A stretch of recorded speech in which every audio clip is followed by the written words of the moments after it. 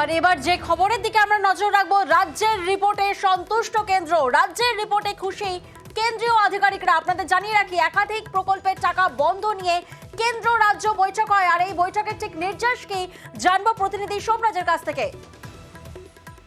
দিল্লিতে কেন্দ্রীয় টিমের সঙ্গে রাজ্যের আধিকারিকদের বৈঠক হয়। রাজ্যের তরফে রাজ্যের অর্থ সচিব, নারী ও শিশু সুরক্ষা দপ্তরের সচিব ও রাজ্যের স্কুল শিক্ষা দপ্তরের সচিব, 3 দপ্তরের সচিবরা উপস্থিত ছিলেন।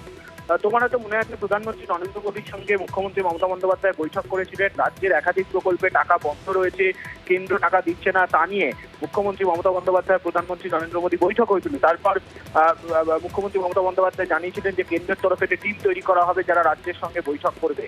সেই টিমের আজকে দ্বিতীয়বার বৈঠক হলো দিল্লিতে, এবং রাজ্যের তরফে যে রিপোর্ট পেশ করা হয়েছে প্রকল্পে টাকা বন্ধ করা নিয়ে, তাতে সন্তুষ্ট কেন্দ্র, তেমনটাই সূত্র মারফত জানা যাচ্ছে।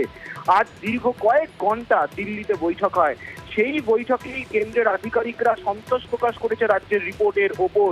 সূত্র মারফত খবর, খুব শীঘ্রই পিএমওতে এই রিপোর্ট পাঠাচ্ছে কেন্দ্রীয় টিমের সদস্যরা, এবং মার্চের প্রথম সপ্তাহে ফের বৈঠক হবে। এবং যেটা সূত্র মারফত জানা যাচ্ছে, সেই বৈঠক কার্যত চূড়ান্ত বৈঠক হতে চলেছে। রাজ্যের যে দাবি রয়েছে বরাদ্দ আদায় নিয়ে, তা নিয়ে মার্চের প্রথম সপ্তাহে চূড়ান্ত পর্যায়ের বৈঠক হবে, এবং সেই বৈঠকের পরেই কার্যত স্পষ্ট হবে যে রাজ্যের তরফে যে দাবি করা হয়েছে সেই দাবির সঙ্গে কেন্দ্র কতটা একমত বা কেন্দ্র কতটা টাকা দিচ্ছে। তবে আজকের বৈঠকের পর অনেকটাই আশাবাদী নবান্নের শীর্ষ পর্যায়ের আধিকারিকরা।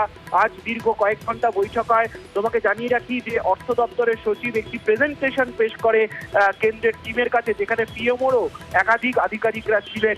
তাদের সামনেই একটি পাওয়ার পয়েন্ট প্রেজেন্টেশন দেওয়া, এবং তাতেও সন্তোষ প্রকাশ করেছেন কেন্দ্রীয় টিমের সদস্যরা।